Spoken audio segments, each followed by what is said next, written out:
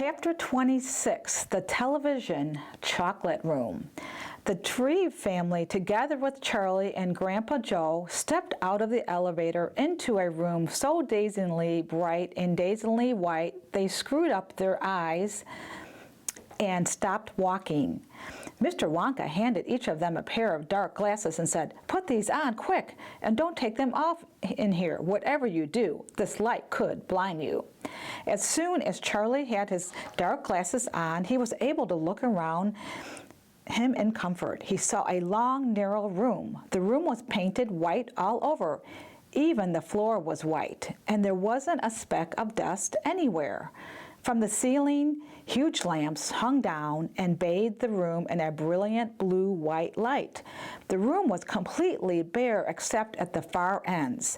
At one of these ends, there was an enormous camera on wheels, and a whole army of Oompa Loompas were clustering around, oiling its joints and adjusting its knobs and polishing its great glass lens. The Oompa Loompas were all dressed in the most extraordinary way. They were wearing bright red spacesuits, complete with helmets and goggles. At least they looked like spacesuits, and they were working in complete silence. Watching them, Charlie experienced a queer sense of danger. There was something dangerous about this whole business, and the Oompa Loompas knew it.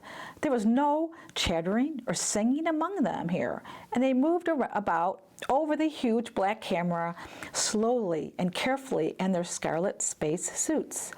At the other end of the room, about 50 paces away from the camera, a single Oompa Loompa, also wearing a space suit, was wearing at a black table, gazing at the screen of a very large television set. "Here we go," cried Mr. Wonka, hopping up and down with excitement. "This is the testing room for my very latest and greatest invention, television chocolate." "But what is television chocolate?" asked Mike TV. "Good heavens, child, stop interrupting me," said Mr. Wonka. "I suppose it's all right in small doses, but children never seem to be able to take in small doses. They want to sit there all day long staring at the screen." "That's me," says Mike TV. "Shut up," said Mr. TV. "Thank you," said Mr. Wonka. "I shall now tell you how this amazing television set of mine works.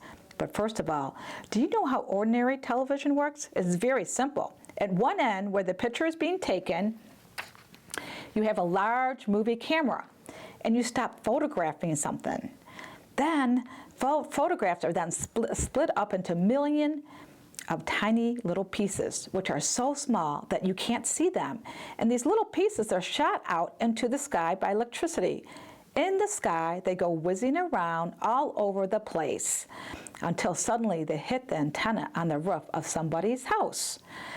They then go flashing down the wire that leads right into the back of the television set. And in there, they get jiggled and joggled all around until at least every one of those millions of pieces, tiny little pieces, fits back right into its place, just like a jigsaw puzzle. And presto, the photograph appears on the screen. "That's exactly how it works," Mike TV said.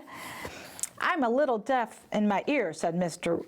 Wonka said. "You must forgive me if I don't hear everything you said." "I said that isn't exactly how it works," shouted Mike TV. "You're a nice boy," said Mr. Wonka, "but you talk too much. Now then, the very first time I saw ordinary television working, I was struck by a tremendous idea. Look here.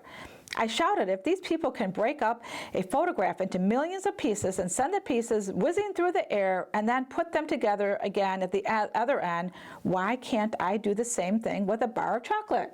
Why can't I send a real bar of chocolate whizzing through the air in tiny pieces and then put the pieces together at the other end, all ready to be eaten?" "Impossible," said Mr. Mike TV. "You think so?" cried Mr. Wonka. "Well, watch this. I shall now send a bar of my very best chocolate from one end of the room to the other by television. Get ready. Bring in the chocolate." Immediately, 6 Oompa Loompas marched forward, carrying on their shoulders the most enormous bar of chocolate Charlie had ever seen. It was about the size of the mattress he slept on at home. "It has to be big," Mr. Wonka explained, "because whenever you send something by television, it always comes out much smaller than it was when it went in. Even with ordinary television, when you photograph a big man, he never comes out on your screen any taller than a pencil, does he? Here we go then. Get ready. No, no. Stop. Hold everything. You there. Mike TV, stand back. You're too close to the TV. There are dangerous rays coming out of that thing. They could break you up into a million tiny pieces in 1 second. That's why the Oompa Loompas are wearing space suits. The suits protect them. All right. That's better. Now then, switch on." One of the Oompa Loompas caught hold of a large switch and pulled it down. There was a blinding flash. "The chocolate's gone," shouted Grandpa Joe, waving his arms.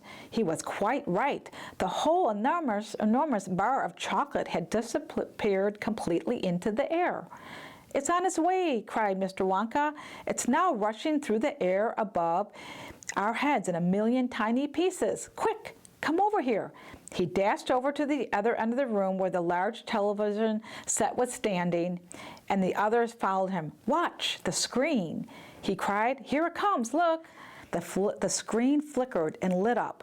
Then suddenly a small bar of chocolate appeared in the middle of the screen. "Take it," shouted Mr. Wonka, growing more and more excited.